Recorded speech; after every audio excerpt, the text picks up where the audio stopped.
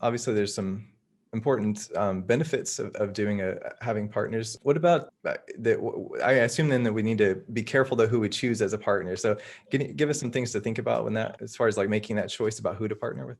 Sure. I look at investing with partners really kind of like dating and marriage. You're not going to jump right into a marriage with somebody without having had dated and try to get to know each other. And so, it's really important before you decide, hey, I want to bring in partners, that you think about, what do I need in a partner? You don't want someone exactly like yourself, because then you're going to have redundancies. You really need someone that has a complementary skill set, complementary passions, because maybe you're both really good at different things, but you're not that passionate about what you're good at.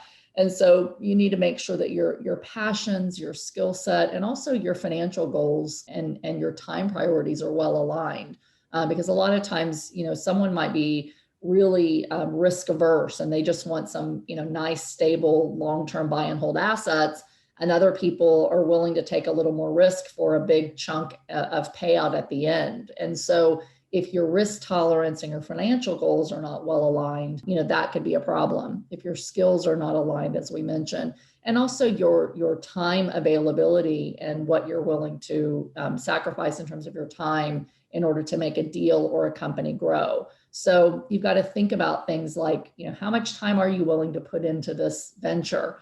Do we make a better, short-term partner and let's pick a deal, do the deal together? Or are we both committed to the long-term growth and want to build a company and, willing to sacrifice, 40 or 50 hours a week outside of what else we're doing to grow that company? So those are the primary considerations. And then within that, there's obviously a lot of questions you need to ask to kind of dig deeper. Yeah. Okay. So you need to not be exactly alike, but at the same time be compatible. So like where you can Right. together. Yeah. I think that I know that's the case in marriage. Sometimes those differences can create conflict at times, but at the same time, if you learn how to work with those strengths, it can build a better business too. For sure. And I think that's where, you've got to really kind of get to know your communication style, your conflict handling style, and your personality. If one person's a complete pushover and the other one's very domineering, you might have some hard feelings. If you're both very dominant, you're prideful, you like your way or the highway, there's going to be conflict. If you're both completely melancholy and phlegmatic, you're not going to move your business forward. So you've got to kind of be able to figure those things out.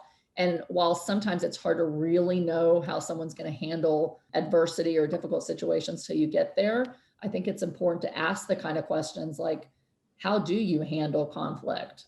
Or do you like to communicate clearly and concisely? Do we have to touch base every day, or just when there's big issues? Who wants to control what decisions? How collaborative do we need to be? So all those things are really important. And unfortunately, people jump into apartment syndication bed together often just because, hey, I like this person, or I met him at a meetup group, without really taking time to think about, is this a good partnership? Yeah, that makes sense. And I'm just curious, do you ever have, or would you recommend people do a personality test, for example, just to kind of see what some of those different strengths and weaknesses are? Yes. And I know several people who do ask their partners, potential partners, to do a personality test. Sometimes they're really good, and there's certain ones that really help you to kind of, open your eyes about different things that could cause conflict. Other people really don't like them because they feel like it doesn't, there's no one test that really well represents, who somebody is. But if all partners agree to do it, it could be a really eye-opening tool and a useful tool to say, hey, where might there be some issues where we'll conflict? Yeah.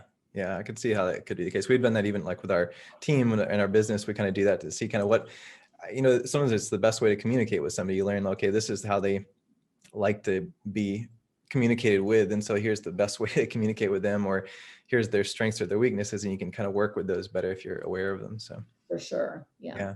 And even if you don't do a personality test, I like to go through questions that help me to figure out what somebody's personality is, and to go through, questions like that and ask them, do you tend to be more aggressive? Do you tend to be, more hold back?